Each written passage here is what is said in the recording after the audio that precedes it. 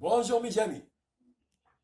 Aujourd'hui, nous allons traiter un sujet délicat, différent des sujets précédents, qui a pour titre « Personne n'est parfait ». En voici le texte. Rentrons directement dans le sujet et dire que personne n'échappera à la malédiction de notre Seigneur suprême. Chacun de nous est plein de défauts et de péchés. Mais il reste une seule issue qui pourrait effacer ses péchés et ses défauts.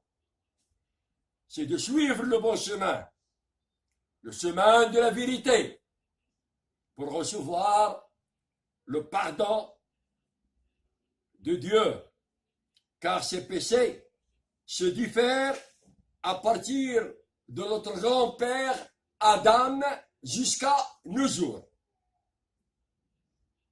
Mais nous, êtres humains, simples et modestes, il y a ceux qui fument les cigarettes, ceux qui boivent le vin,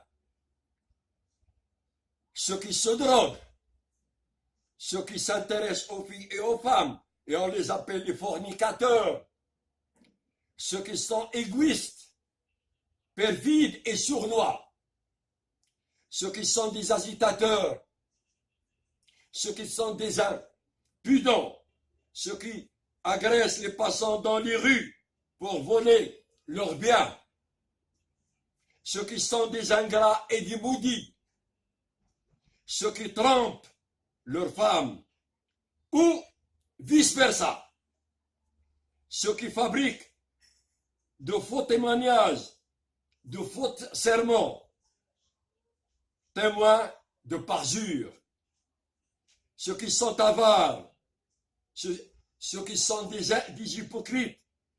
Ils vous sourient devant, mais ce n'est que de l'aversion et de la rancune. Et n'oublions pas ceux de la corruption, etc., etc., etc. Personne dans ce monde est capable d'échapper à sa destinée.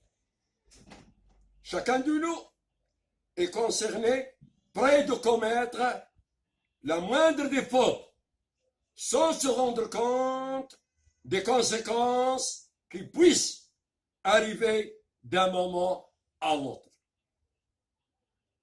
Car l'être humain est commandé par une puissance qu'on appelle Dieu.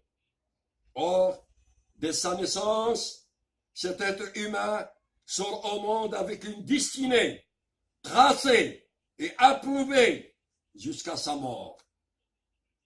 La seule chose qui reste, c'est d'implorer et solliciter à Dieu, le Tout-Puissant, son pardon et sa bénédiction. Et que chacun doit corriger ses fautes pour recevoir ce pardon et cette bénédiction.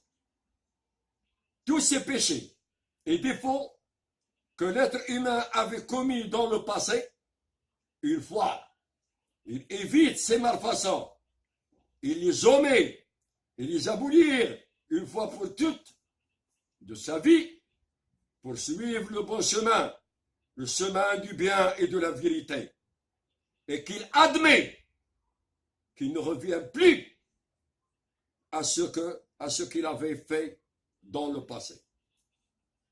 Tous ces péchés et défauts se transformeront à des favoris et qu'ils mettent dans sa cervelle que sa part de vie est entre les mains de Dieu et que personne au monde n'aurait le courage de le changer ou de l'enlever.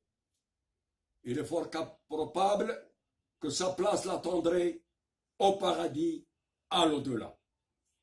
Mais à condition qu'il lève les deux mains au ciel et se donne quotidiennement en prière dans les mosquées ou dans sa maison.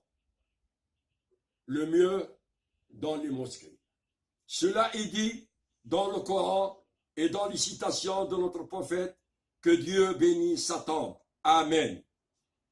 Comme dit Boileau, pour grands que soient les rois, ils sont ce que nous sommes. Ils peuvent se tromper aussi comme les autres hommes. Chougag Mohamed vous souhaite une bonne soirée.